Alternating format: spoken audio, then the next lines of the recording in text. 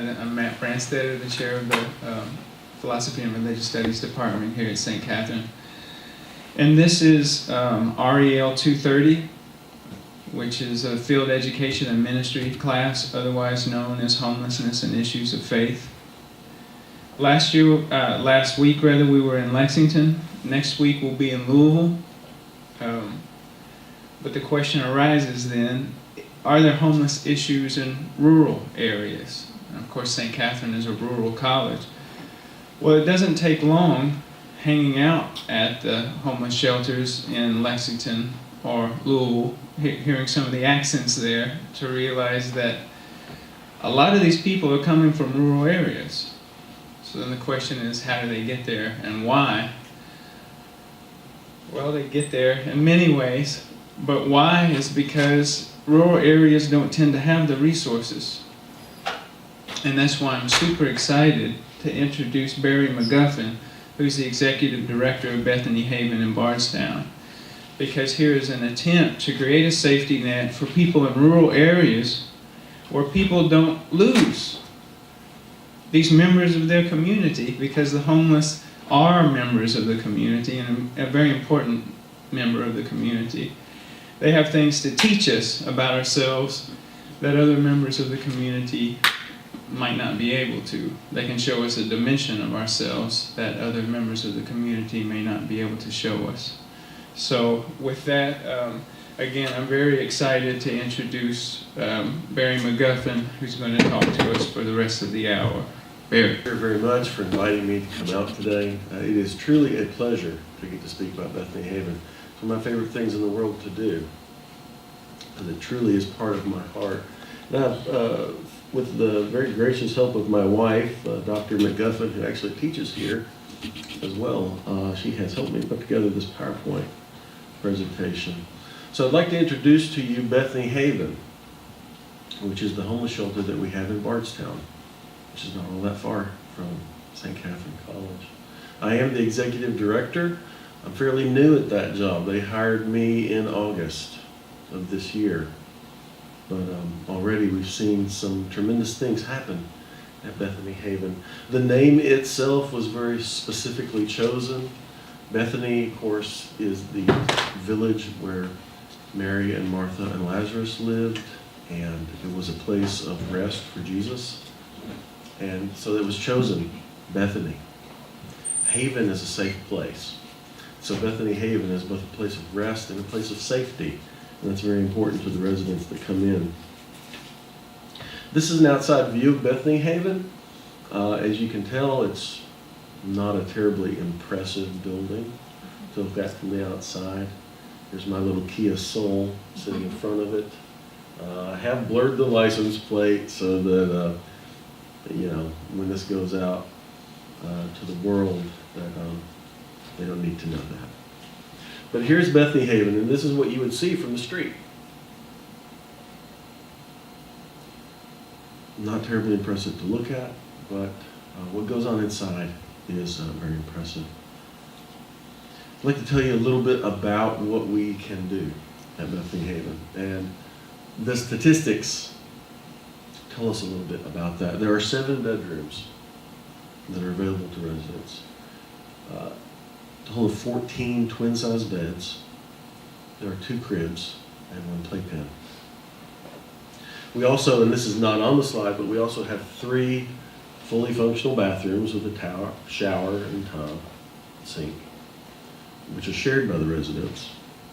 Also 1 kitchen, which is shared by the residents, and a living room, which is shared by the residents. I have an office in the building, which is one way that I interact with the residents. There's certain statistics that tell us a little bit about what's going on. One of them that I wanted to share with you is what I call the average daily occupancy. Kind of a fancy term. Basically, it just tells me how many people were in the house on average every day. And our fiscal year starts in July, and so I was able to go back through July, and this gives us a real sense of what has happened since they brought me on. Our average daily occupancy in July was 0.5. And you're like, well, wait a second, how can you have 0.5 people? Well, the way that it happens is when you have 2 people sharing 1 bedroom for 1 week in a month. If you do the math, it comes out to an average daily occupancy of 0.5. I began my position in August on the 16th. In August, our average daily occupancy was 2.5. In September, our average daily occupancy jumped to 7.5. And in October, it was 9.8. And bear in mind, I have 14 twin-size beds, 2 cribs, and 1 playpen. Of those 14 beds, 2 cribs, on average in October, 9.8 were used every day.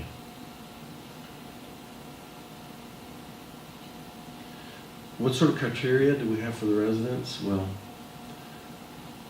Bethany Haven is a Nelson County organization. We're supported very, very generously by the United Way of Nelson County. We're also supported very generously by the Nelson County Fiscal Court. And so our primary focus is on residents of Nelson County. So one of our top criteria is they must have lived in Nelson County for at least 6 months. Now, the board, of course, is very generous. And they have told me if I have a bed open and someone says, well, I haven't lived here for 6 months, I can give them that bed. I do, however, have to warn them that because our heart is for Nelson County, if we fill up and I have somebody from Nelson County that's in desperate need, I may have to ask this other person to find other accommodations. Now, fortunately, that has not come up since I've been the director, but we are awful close right now. Currently, there are 12 people living in the house. I haven't given you the November numbers because November's not finished yet, but I have a feeling that the November average daily occupancy is going to come in closer to 11, or possibly 12. Unfortunately, because of the extreme volatility of homelessness, I cannot predict from one day to the next if I'll get some calling. There have been days where I've had multiple calls, and days where I don't get any calls at all. A little further in the slideshow, I want to talk about the causes of homelessness. And I think when I explain some of those things, it will make a lot more sense to you why this is something that is so unpredictable for us. Also, due to the nature of Bethany Haven, we don't take single men. That's something I think about every day. I am constantly considering how can we serve single men. Presently, we have a caretaker who lives in the building. She has an apartment, small apartment, bedroom, living room, kitchen. Single female. Most of our clients are single females or families. For security issues, we feel that it would be more appropriate to perhaps have another building with a male caretaker where we could put single men. The buildings don't fall out of the sky, and so I don't have that yet. But that is certainly a goal that we're working toward. So currently, I can take in single females and families. And I often tell people my most hated word in the world is fiance. Because I get calls that say, well, me and my fiance don't have any place to live. And so I ask, well, when's the wedding date? Oh, we don't have one. Well, do you have any children together? No, it's just me and my kids and him. Do you have a food stamp case together? No.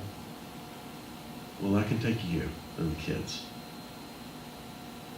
Does he have someplace to go? No.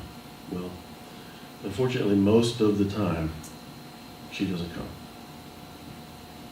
So, having a place for single men is one of my top priorities, above many other things that I desperately desire to be able to put single men, but I cannot do it yet. And also, Bethany Haven is not specifically a domestic violence shelter. There are domestic violence shelters. There's one in Lebanon, which is called the Caring Place. There's also Spring Haven. And they are specialists at domestic violence. When you're talking about domestic violence, you're talking about a very specific set of circumstances with a different set of needs. Bethany Haven doesn't have the capacity to meet those specific needs.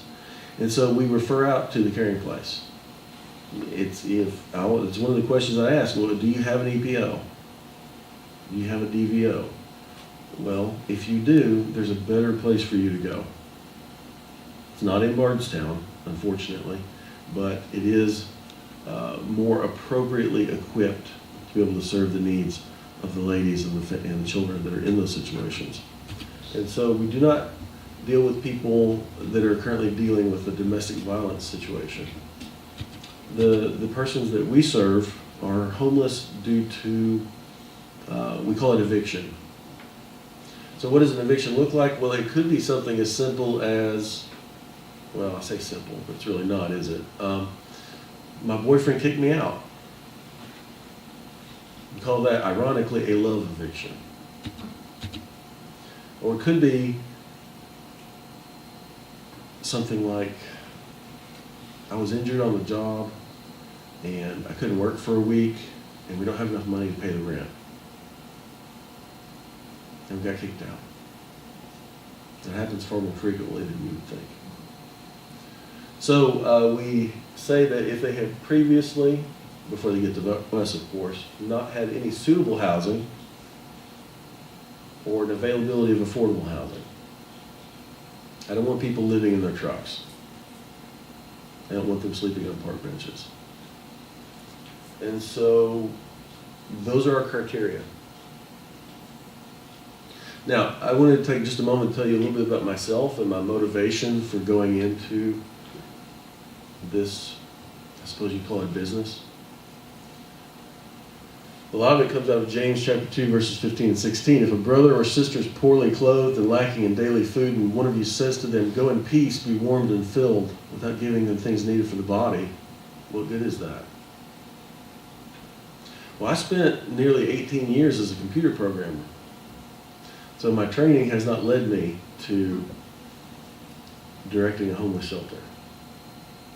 Education is certainly very important, and I have been studying some at the seminary, but I believe that I will be moving shortly into perhaps a licensed marriage and family therapy program. Don't have that quite in place yet, but that's where I believe I'm headed. Education is certainly very important, but I think having a heart for people is one of the most important things that we can have. So after spending nearly 18 years as a computer programmer, I left that position to pursue full-time ministry. That was in 2011. In 2013, I was hired as the executive director for Bethany Haven. And I think about this passage in James chapter 2 quite often. So when residents come to Bethany Haven, this is one of the first things that they see, and this is our front door. Well, it's really on the side, but this is the door through which residents, perhaps pregnant, perhaps with small children, you have no place to sleep. And so you come to this door.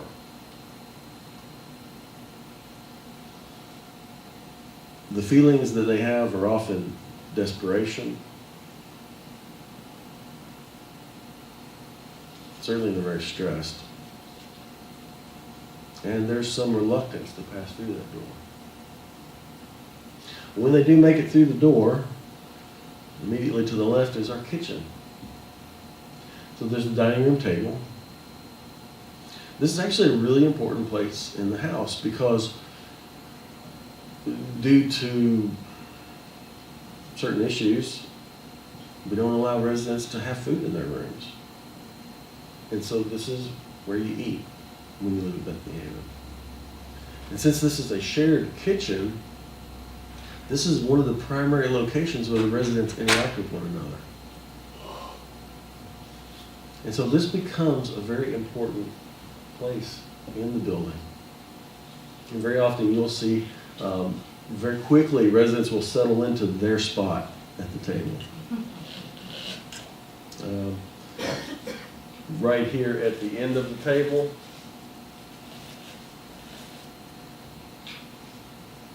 I'll call her C. That's where she sits. Tiffany sits here. Tiffany said I could use her name, so Tiffany's her real name. And I'm going to tell you a little bit about Tiffany in a couple of minutes.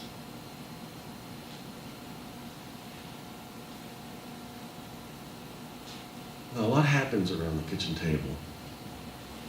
And it's very important to us to have that for the residents. And I mean, just think about the things that have happened in your life around the kitchen table. Well, we have that for the residents. This is the kitchen that the residents share. It's fully functional. We have a gas stove, we have a sink, we have a toaster oven, we have a microwave. We have a refrigerator, which is shared by the residents. Each room has its own cabinet. If you can squint your eyes, maybe you can see that there are some numbers on the cabinets.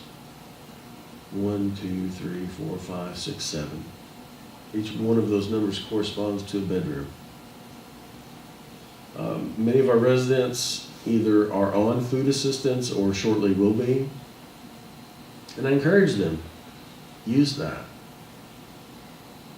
I also encourage them to buy canned goods so that you can take them with you when you leave us. And they can store those canned goods and boxed items in their cabinet. Not a lot of room. That's actually one of the recurring phrases that I have to use about Bethany Haven is we don't have a lot of room. But each resident gets their own cabinet.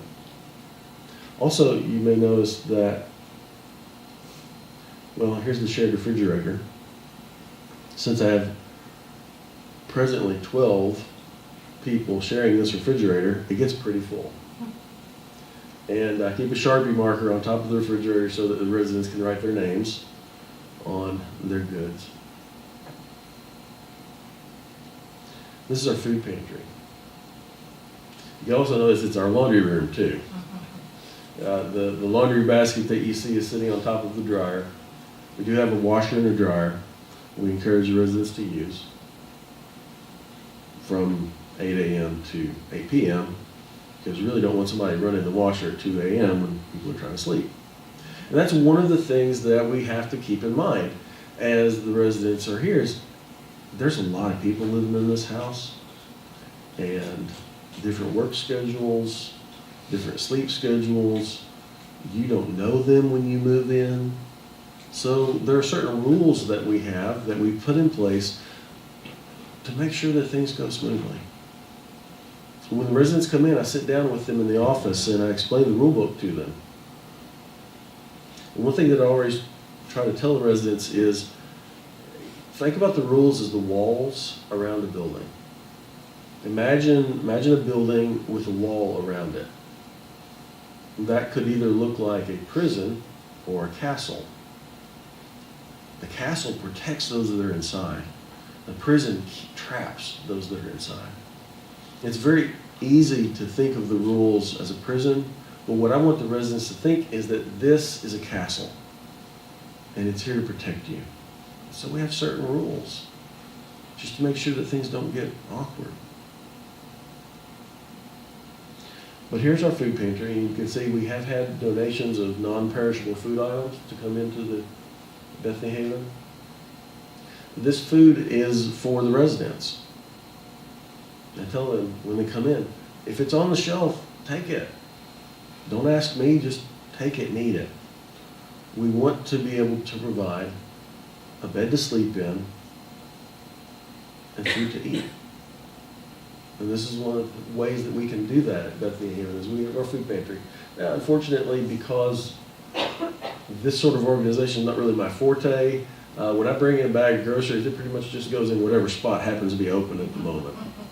Although I have had some volunteers offer to come in and organize the food pantry for us. And so I am hopeful that that's going to happen soon. This is the stairs leading to the upstairs part Bethany Haven. You're like, well, okay, so why are you showing us a set of stairs? That's not very impressive. Well, this is actually a fairly important part of the house too, because 6 out of the 7 bedrooms are upstairs. And this is the main stairway to those bedrooms. So the residents are very familiar with this stairway. And you see it right as you step through the front door. I think there's a certain symbolism to it as well. When you go upstairs and turn to your left, we have another kitchen table, but this kitchen table is for kids to do homework, not for eating. We believe very strongly that children should remain in school, that we should not disrupt their school lives any more than possible, and so that's one of the things that we stress when residents come into Bethany Haven. So we have a place for them to study. There's also, if you could pan the picture slightly to the left, you'd see a closet with some toys in it.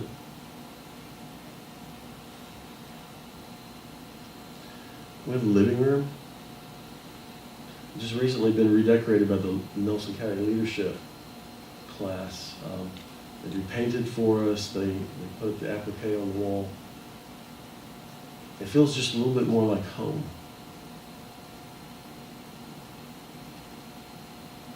The rooms do not have televisions, and so there are 2 televisions in the house. There's one upstairs here in the living room, and also one downstairs next to the dining room table. There are 2 hallways upstairs leading to the bedrooms. This is one of them. There are 3 bedrooms attached to that hallway. If I had backed up just a bit, you'd see the 3rd door. And this is Jessica's room. Jessica has 2 children, and they share the room together. So I don't say that we have 7 bedrooms with 2 beds each, because that's not true. Each bedroom has the floor space for the footprint of 2 twin-size beds. Some of our beds are able to be bunked, and that's what we've done for Jessica. She shares this bedroom with her 2 girls, and the bunk beds on the left and the bed on the right both touch the wall. And you can tell there's not a lot of space in the bedrooms. If you were able to stand in the middle of the room where I was taking a photo and just pivot slightly to your right, you'd see the closet. When residents move in, since we don't have a lot of space, we tell them that you can have 2 bags per person in the family. Now, that allows, obviously, for a little bit of home to come in. And some residents have large bags, and some residents have bags from the grocery store, and they've got maybe a couple changes of clothes.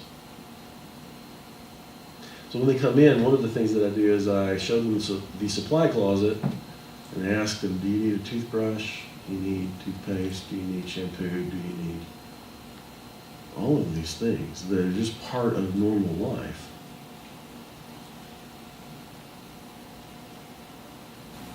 I was speaking with Jessica and with Tiffany just yesterday, and I asked them a lot of questions, and they gave me some really good answers. I asked them, how were you feeling before you came here to Bethany Haven? And over again, I hear that we're feeling alone.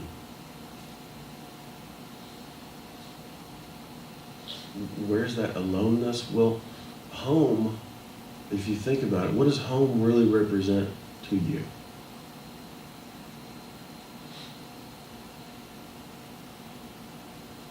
Most of the time people say, well, you know, it's a place where my family is. It's a place where I can go and be myself. It's this place where my stuff is. Home is a lot of things. when you don't have a home, one of the major things that you feel is aloneness. Feeling betrayed. Well, that might surprise you a little bit, but let me tell you Jessica's story a little bit, and I think it will make sense. I asked Jessica, what was going on before you came here? Well, she had been living with her mom and stepdad, but that really wasn't a good situation for the family. So she moved in with her sister. And every night she would inflate the air mattress to sleep in the living room. And every morning she would deflate the air mattress. And then one day, her sister threw her things out in the yard.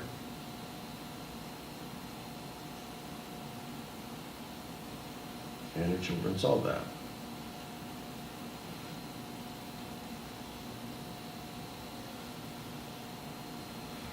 One of the major reasons why someone would come to Bethany Haven is they have no support network.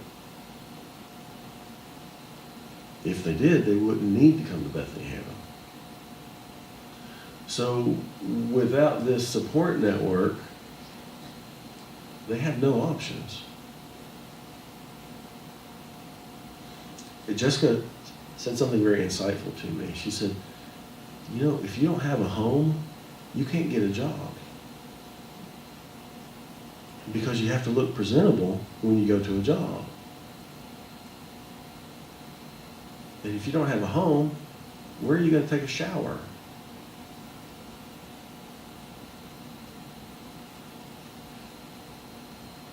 So homelessness is a systematic problem.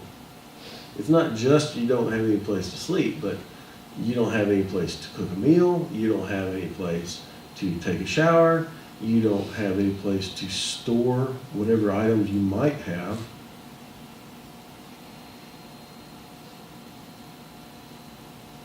So this sense of hopelessness, of just being stressed from one moment to the next, what am I going to do?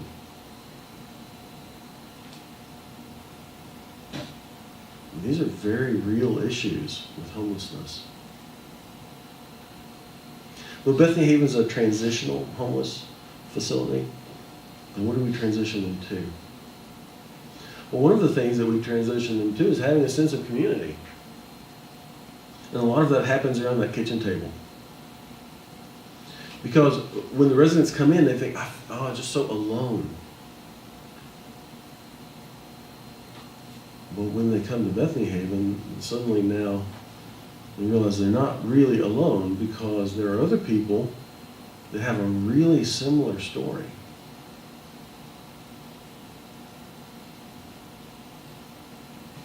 One thing that we can transition them to is having hope. Because they're looking now to a future that can include, well, maybe a job if they didn't have one, maybe a better job, maybe a vehicle, and a place that they can call their own. Tiffany, I love this. She said that one of the things that she feels that Bethany Haven provides to her is a sense of accomplishment. Because she's got 3 kids. And now she can really see there's a very, very good chance within a very short period of time now that she's going to have a place to call her own. Someplace where the kids can have their own bedroom. And one of the ways that we can help them accomplish that is just simply giving them a chance to save money. Before Tiffany came to Bethany Haven, she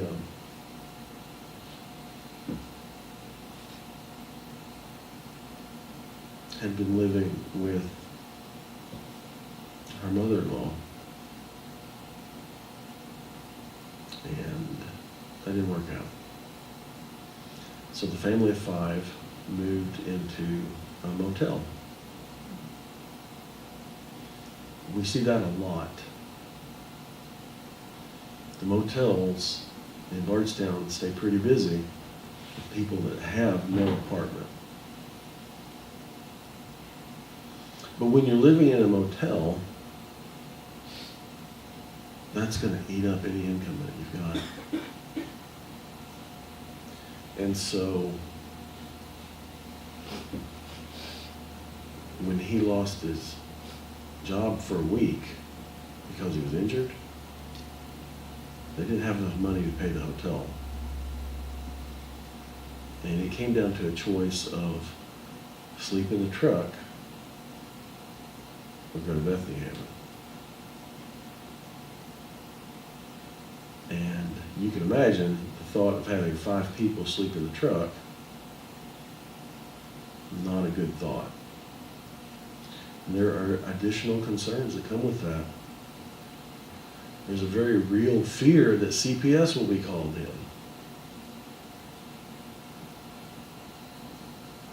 The family wants to stay together. And so that's one of the things that we can give these families at Bethany Haven, is we can give them a chance to be together, someplace safe. I asked the ladies, what does Bethany Haven mean to you? And one of the things that I heard over and over again is safety. Bethany Haven means safety.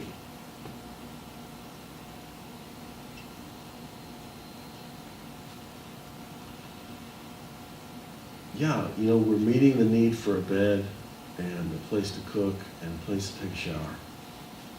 And those are all physical needs. But one of the most important outcomes that we have from the work that we're able to do at Bethany Haven is the psychological impact that it has on these people, the spiritual impact that it has on these people. Being able to save money, being able to have a bed to sleep in, a shower to use, a kitchen to use. This gives our residents an opportunity to pursue alternatives. That better job, that saving for the deposit on an apartment, that chance to save money to get a vehicle to be able to move around. We're blessed with having a wonderful location in Bardstown. We are a half a mile on flat ground, which that's kind of important in Kentucky here. It's just a half-mile walk, about 4 blocks to downtown Bardstown from where we're at. You can walk to the library. You can walk to the bank. You can walk to the restaurants. You can walk to the store. If you don't have a vehicle, that's a really important thing. So I get some frequently asked questions. One of the questions that we get is, how long do the residents get to stay? When the residents come in, one of the things that I tell them as we go through the rule book is, I have 14 days for you. That doesn't mean you have to leave in 2 weeks. What it means is we're going to review and see how things are going. Because I only ask 2 things from the residents. Give me honesty and give me effort. If I get honesty and effort, I am satisfied.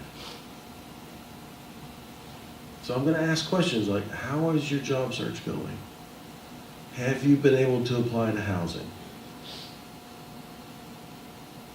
How are things going in your life right now?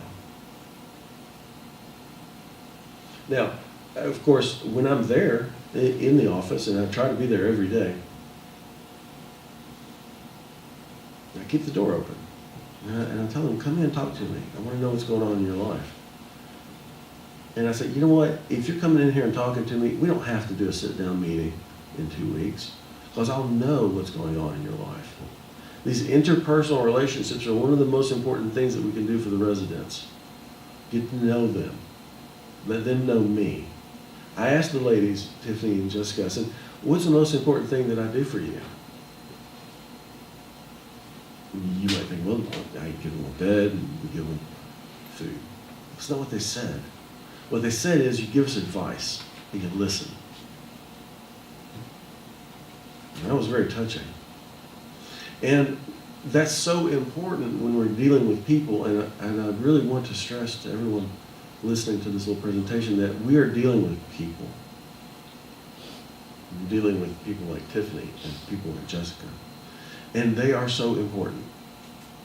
It's more than just providing a bed. More than just providing food. We provide them with community. The next question I get very often is, if single men are not allowed, where do they go? I have a phone number for a place in Louisville that I can give them.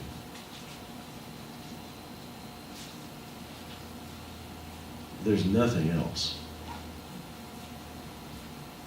I often get asked, do you take donations? Yes, absolutely. You might have noticed in the picture of the kitchen that I had some bags sitting there next to the wall. Those were bags of clothes that had been donated. It was like Christmas some days. People bring by a bag of clothes to donate. That's a really special time for us. It just feels so good to know that people want to help out, and for the residents to be able to go through those clothes and pick out what they like. That's a very good time, and we appreciate that very much. Of course, we also take donations of non-perishable food items. Because of the inherent volatility of homelessness, I don't know who's going to be there from week to week. I don't know, are we going to have children? Are we not going to have children? Are we going to have senior adults? Are we going to have young adults? I don't know. So we take non-perishable food items so that I can put those on the shelf until they're needed. Also, we're a house. Right now there are 12 people living in the house. You go through a lot of paper products. We need paper towels. We need cleaning materials. With that many people in the house, you make a mess or two. And you have to clean it up. We can't take any of these things for granted. You just think, well, that's just how things work. Well, this is a pretty busy house. We've got a lot of needs. We need tissue paper. We need all of these things. So one of the questions I get quite often is, how can I help? Well, not to put too fine a point on it, but one of the ways that we really need help is with cash. I love getting donations of paper products. But if it's been a while since we've gotten it, then we have to go buy it. With 12 people living in the house, we have an electric bill. We paid for the water. These are all needs that you just have to have a cash flow for. So one of our needs is for money. Of course, we also need food, we need clothes, all of these things. If groups want to come in and do projects, I love that. We had the FFA group from one of the high schools in Nelson County come out and did some yard work for us back in August. Had 2 teachers and 15 students come out.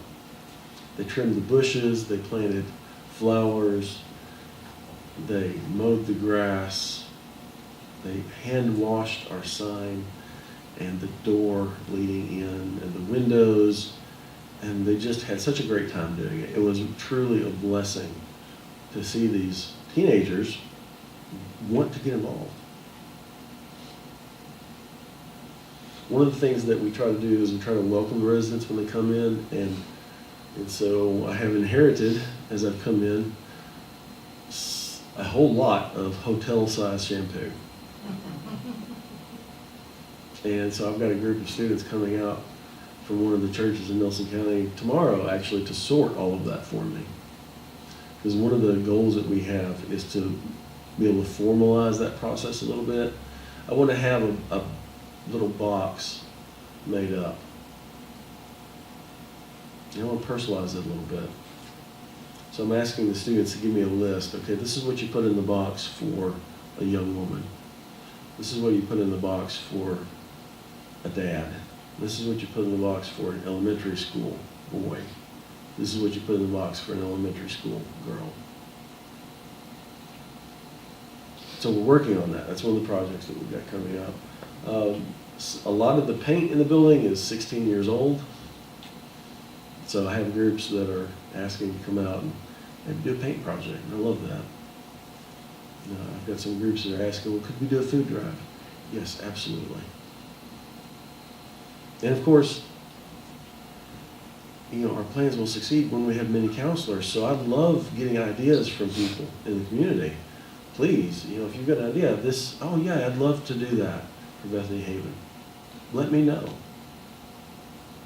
One of the most important things that I can do as the executive director now is get the word out. We're here. We exist. Over and over and over again, I hear from people, I didn't even know that Bardstown had a homeless shelter. I've lived here all my life and I never knew it until now. Well, that's one of the things that I'm trying to fix, is let people know about us. Yes, we're here. Yes, we're helping. Yes, I can use your help. We do have a Facebook page now. If you look up Bethany Haven, Inc., INC, not INK, you'll find us. I've got some great pictures on there from the kids coming out and doing yard work, from the Nelson County leadership coming out and painting our living room. So I wanted to leave a few minutes here at the end of my hour for questions. So please, does anyone have a question? I know you said, from young people to old people, but do you have kind of an idea of the average age of the people that pass through Bethany Haven? Yes, I do have a good idea about that. So the question was, what is the average age of the people passing through Bethany Haven? I think we kind of have to look at that in terms of our criteria. Because we serve single women and families, we do have children. Currently there are 5 children in residence at Bethany Haven. Of course that changes depending upon the needs of the residents. The oldest of the children is in the 4th grade. The youngest of the children is about to turn 1. And the rest of them are in the middle. Most of the single women are in their 20s or 30s. Although I have had a 73-year-old resident. The men tend to be in their 20s or 30s. Of course, they're the fathers of the families. We cannot take in single men. So as far as our adults go, 20s and 30s. When I speak to the kids at the high school, I want to engage them. I say, many of you are 15, 16, 17. Think about your classmates. In 5 years, they might be coming to see me. That's a very real possibility. So the average age is 20s and 30s. There are a few outliers. If you take in children, we have had some elders as well. Mostly 20s and 30s. Yes. People with criminal records. Yes, that's a very good question. People with criminal records, as long as they don't currently have a warrant out, yes, we understand there are people that have made mistakes in their past. And unfortunately, a lot of apartments don't allow people with felony convictions. It's just not allowed. I have heard mothers call me and say, my son just got out of jail. He doesn't have anywhere to go. He can't stay here with me because it'll break the lease. What can he do? Right now, I can't take him because he's a single man. Have we taken in single women with a past? Yes, absolutely. As long as they don't have current charges, I will take them in. I always ask them when they come in, if I do a background check on you, is that going to be a problem?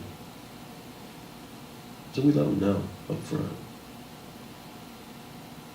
If someone were to be incarcerated while they were staying at Bethany Haven, it is immediate termination of residency.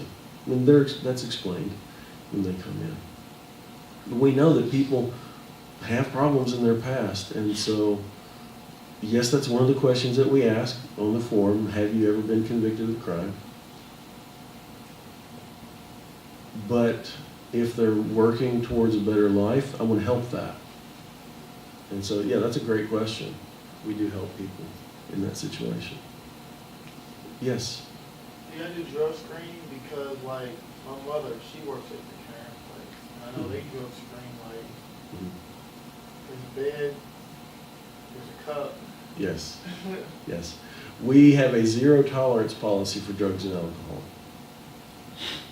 If we were to do a room inspection and find drugs, alcohol, or weapons, then that would be an immediate eviction of the resident. And they're aware of that when they come in. So,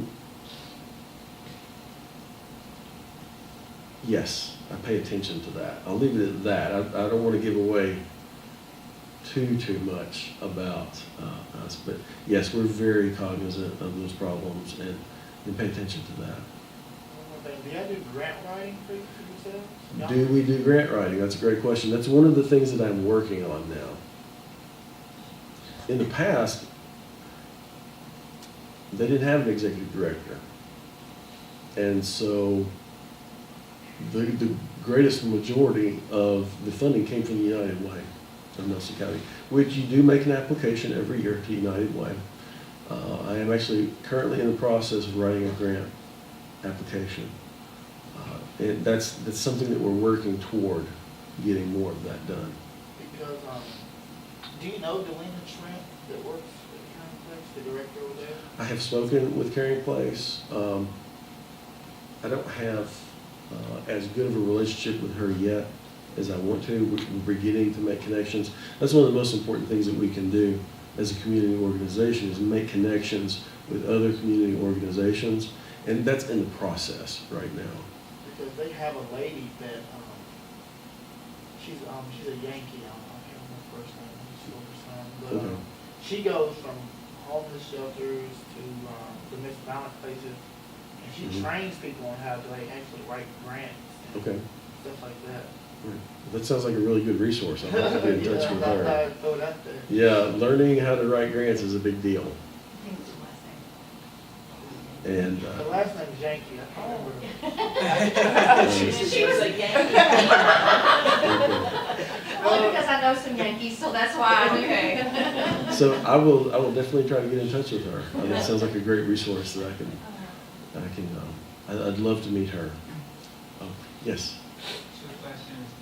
One, that you're a guy and you're working with women and you're having some interesting conversations with them. You know, it's not easy engaging women. And, you know, some of them have gone through some very trying things. So it's a blessing or a gift to be able to do so. I don't know how you go about that. That's the first question. Okay.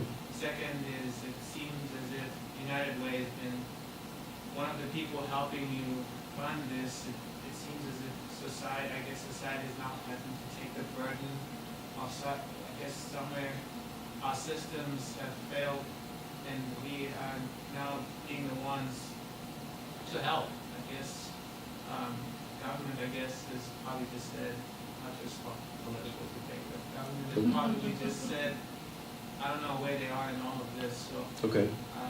so are you seeing more of that responsibility coming on this generation? You talk to some high school kids and this kind of thing, but I just wanted to hear your insight on that. Okay, that is actually two great questions. The first question is, how do I deal with so many women? That's a great question. One of my personal convictions, it was a calling to me to go into pastoral counseling. And so it was my calling into pastoral counseling which has led me to become the executive director of Bethany Haven. And so just as Tiffany and Jessica said, one of the most important things that I can give them is someone that will listen and give advice. And so personal calling, that's the best way I can put it. My calling to pastoral ministry, to pastoral counseling, has really led me to this place. And that's where my heart is. Of course, I've studied quite a lot. Dr. Gary Chapman's 5 Love Languages is one of my favorite books. Also, understanding that there are differences in gender. Men and women are not the same. Men and women are equal in value, of course. Different roles, different needs. And so that's one of the things that I seek to help them with is listening. That's it. That goes a long way. Honestly, just listening to somebody, hearing their heart. The second question was not really related. It's a great question. Since the United Way is helping us out so much, where's the government involved in this? Well, it is actually involved even now because our building is owned by the Public Housing Authority of Bardstown. And they give us a really good rate. It's kind of a win-win situation because Bardstown has a homeless shelter and the Public Housing Authority gets to provide that building. We get to use the building, so it's a win all the way around. And the Nelson County Fiscal Court pays the rent that they do charge us. Of course, that is such a blessing. I'm not going to bore you with budget numbers, but the rent is a very significant chunk of what would be our budget if we had to pay that. Something on the order of about 30% of our budget would go just to rent the building.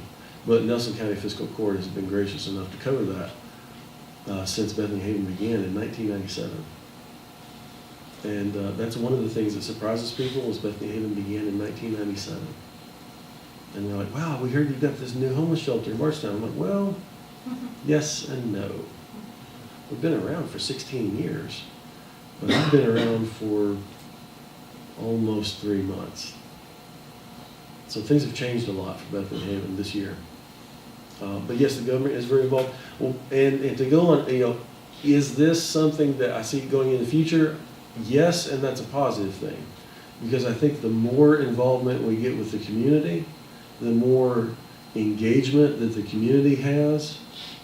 Because remember, one of the greatest needs that our residents had was a feeling alone. And a lot of them are familiar with the government system. They've been on food assistance, but there's only so much that can do. And so, yes, the government is helping. That's vital. Yes, the community is helping. That's just as vital. And so this community engagement is one of the most important things that we can do. And I welcome involvement from any and all sources. I won't turn anyone away. Which actually leads to the point about discrimination. Do we discriminate? Well, I can't take single men. But that's a burden we're trying to overcome. As soon as I can get the capacity to take in single men, I will be doing that.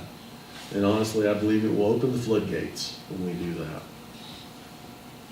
That's my greatest burden right now for single men. But we do not discriminate. Questions, thank you so much. Are there any other questions? I'd like to say, visit the drug and alcohol thing one more time, because my experience is it's so often involved in homelessness in the first place. Mm-hmm. Someone has a serious drug or alcohol addiction. First question is, has that been your experience at Bethany Haven or not? And then the second is, if someone is coming from a place of addiction, would Bethany Haven be the place for them to go, or would you recommend them to some other organization? Okay, two great questions. The leading premise is drugs and alcohol are a very, very dire problem and often a root of homelessness. So is Bethany Haven a good place for that person to come? I'm going to qualify the answer to that. A number of people who have been residents at Bethany Haven have had drug addiction problems in the past, a fairly large percentage. We have a zero tolerance policy for drugs and alcohol. And so any resident that is currently under addiction and still using will not be allowed to stay. But if that person is beginning to make the effort to come out of that, as long as they stay clean, they can stay at Bethany Haven. That's certainly something that we want to help with. And yes, fairly large, I don't have a great percentage number that I can give you on that, but my instinctive is pretty close to 50% have had some sort of involvement in the past with that. I'm just saying, depending on what it is, the detoxing process can be intense. Yes. And physically, emotionally, Yes. and all that as well. So, Yeah, the detox process, that's a great point. And unfortunately, Bethany Haven's not a medical facility. So I don't have the capacity to be able to provide the medical need or the medical help that going through the detox process would have. So I do get calls from the hospitals saying, I have a patient that's ready to release. Can you give them a bed? I go through the criteria with them and say, yes, if they meet the criteria, we can take them in. So I have received a number of calls from various hospitals in Louisville, also a hospital in Nelson County. Can you take this person? Yes, if they meet the criteria, I can. We cannot provide the medical expertise to help them detox, though. So I'm a little bit further down the line along that point. Certainly, that's a big need. Having a halfway house in Nelson County would be wonderful. We're not there yet. Are there any other questions? Yes? I know you said you asked for honesty and effort. Does that include, I mean, do the residents help keep the house clean and have chores and that kind of thing? Absolutely, that's a great question. So you noted, yes, I do ask for honesty and effort, and we're a working house.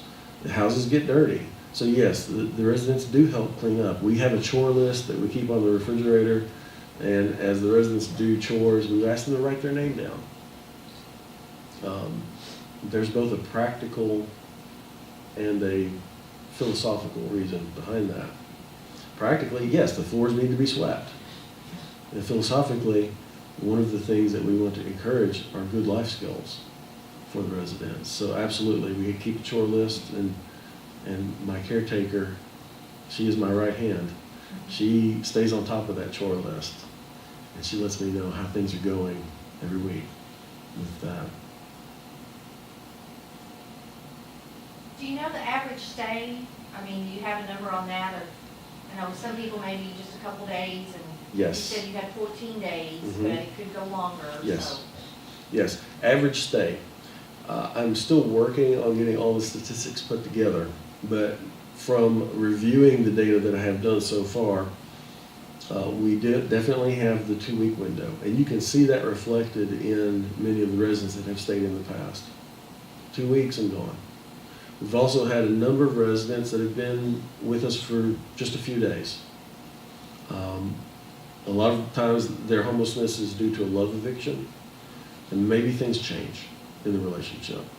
Or maybe there was a love eviction and they just needed a few days to be able to get in their own place. And so we've seen that several times. The longest that anyone has stayed at Bethany Haven is 4 months. And currently, a few of our residents are nearing the 2-month mark right now. So on average, just a ballpark, probably a month, maybe a little bit longer than that. I'd need to actually sit down with the spreadsheets to finish the data on that, which is not yet done. That's one of the many tasks that I have on my plate as executive director, to get that done. Yes?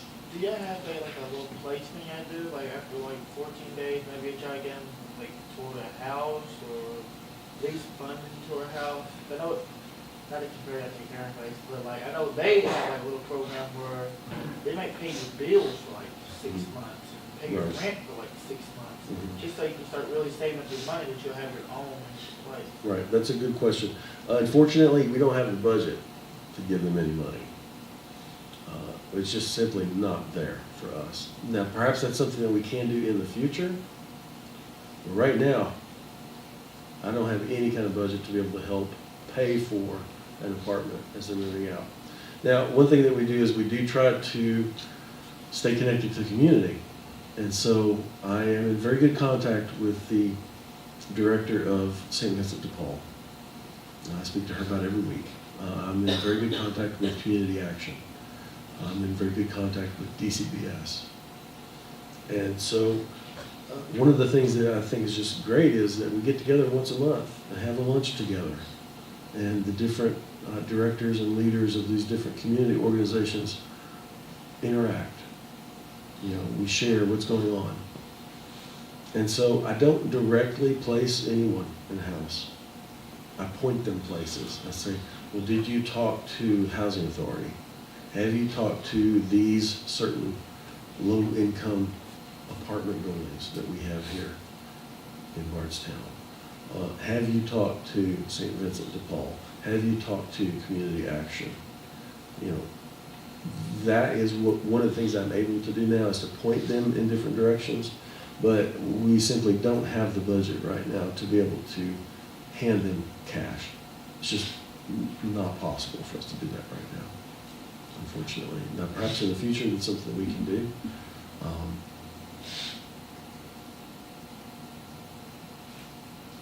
My highest priority is getting another building for single men. So being able to pay for an apartment is pretty far down the road. I don't see that happening in the near future, or probably even the medium future. But certainly something that I think we can look for. I think it's a great idea, and I'm glad that places like the Catharine Place can provide that. They're a little further along the path than we are. Yeah, they've been opening a lot. Right. So, are there any other questions this morning?